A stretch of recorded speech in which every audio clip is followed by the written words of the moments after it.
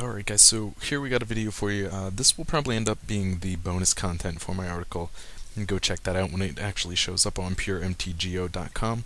I just wanted to showcase this game right here. It just shows kind of the epic play and my own personal epic failure all in one. So I think you'll be able to get a nice laugh at my expense, so more than happy to grant that. I will say, bear with me on my connection here, just not great today. So if I speed past something, I apologize. So here was the opening hand. Oh, yep, see right there. So opening hand had no lands. You're of course not going to keep a hand with no opening lands. So this is the hand that I got at 6, and I decided to keep it. You can put down the Evolving Wilds. We'll definitely want to get a green on that first turn Evolving Wilds. We already have the red mana in play that we can use to get this ColossalFiend into play. And then we're going to hope that turn 3 comes around, we can play the Violent Outburst and get a pump on that ColossalFiend, or we can even wait another turn and get the other one in play. That's kind of what you're looking for. So, going to pop the Wilds, going to get that Forest. Let's fast forward this, and then we will of course put the Mountain in play and get the ColossalFiend. So my opponent is actually playing also red and green. It's kind of interesting. Not something you commonly see. So here I drew a Neonate. Now, I'm kind of torn on this because I like to get these in play as soon as possible. Since it only has 1 toughness, you want to have it attacking your opponent and doing as much damage as fast as it can, so that you can pump it to get it out of that 2 toughness range. Once it gets beyond that 2 toughness range, it's really a much stronger creature. But I decided, I'm still at 2 lands. What I was going to do is play the second ColossalFiend here, and hope that I get that 3rd land. I did attack with this ColossalFiend first, just to see what he may or may not do. So, I can make my play easily in the second main phase. And I have options if I have to do something else with the lightning bolt. Odds are I'm not going to, but never hurts to take that chance. CC lag a little. ColossalFiend comes down. Like I said, I'm hoping at this point in time to get that turn 3 land finally on my 4th turn. And now we can kind of see here. My opponent plays a Civic Wayfinder to fetch a land, and you'll kind of see where my error went. So this is turn 4, and I actually have this game won, but that aside, here's the misplay. So I draw my 3rd land, and I'm going to put it into play. Now here's what should happen. What should happen is that I should attack with both ColossalFiends. And what I want to do is I want to play this Violent Outburst and hope that it cascades into a Colossal Might. That's my ideal play. When I attack with both of these, I have an option. I can use the Lightning Bolt to kill off this Wayfinder and swing through with 2 pumped ColossalFiends. This is a very good play in itself. My personal experience, I decided to play it risky. This is not the right thing to do. If you want to make the smart, safe play right here, what you do is you Lightning Bolt this Civic Wayfinder, and then both ColossalFiends will pump up to be 4/2, and you'll be able to swing and do 8 damage to your opponent, dropping him to 11 life. Now, I wanted to be greedy. I wanted to take the chance that I could play this Violent Outburst and cascade into a Colossal Might. If I pull this off, it's going to be fantastic. Both ColossalFiends will pump not only off this Outburst, but they would pump off the playing of the Colossal Might as well. Now, in order to make that play go, what I need to do is cast the Violent Outburst during combat after blocking is declared.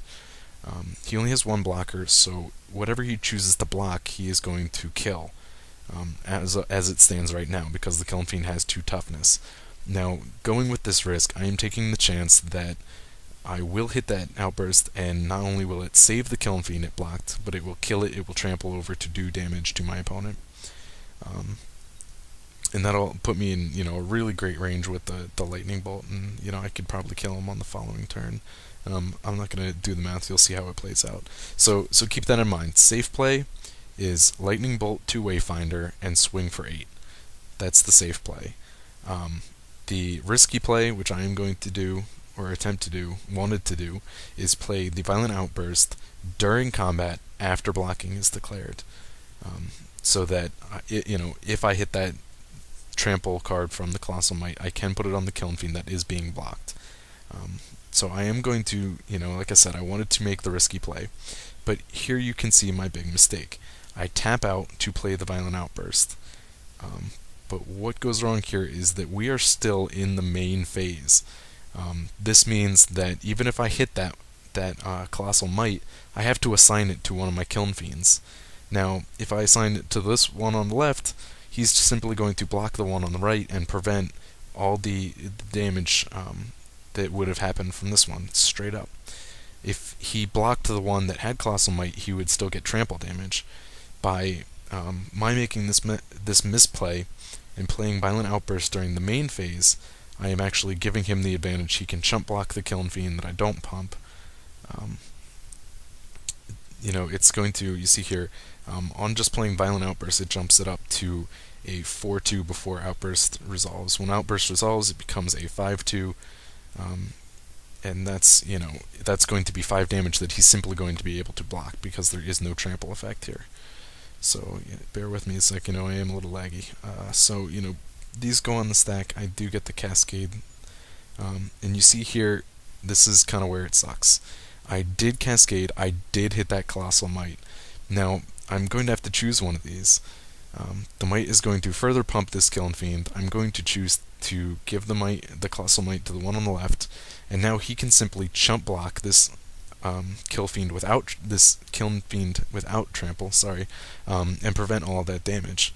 Now, like I said, what I should have done is wait till the main phase to make this play so that I can trample over this Wayfinder and still get damage in. You see, these are all going to resolve, and let's see what the board looks like here. So with both of those resolved, I have a 12-4 trample Kiln Fiend, and I have an 8-2 Kiln Fiend without trample. So what he's going to be able to do is simply chump block this Kiln Fiend and prevent 8 damage. I'm only going to be able to do 12 to him and drop him down to 7.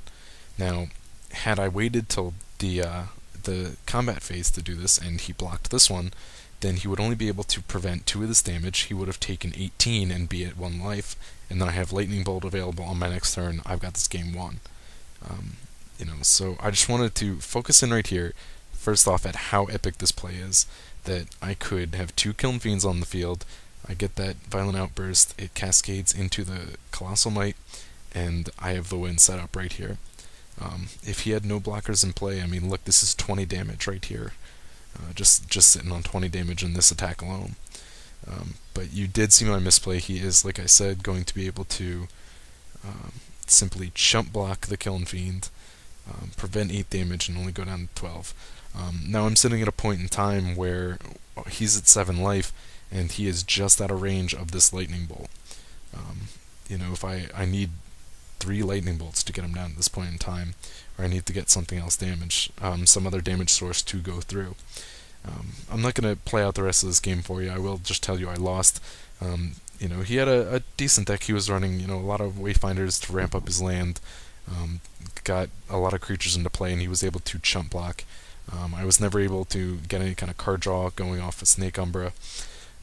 So I ended up in a situation where I was drawn dead.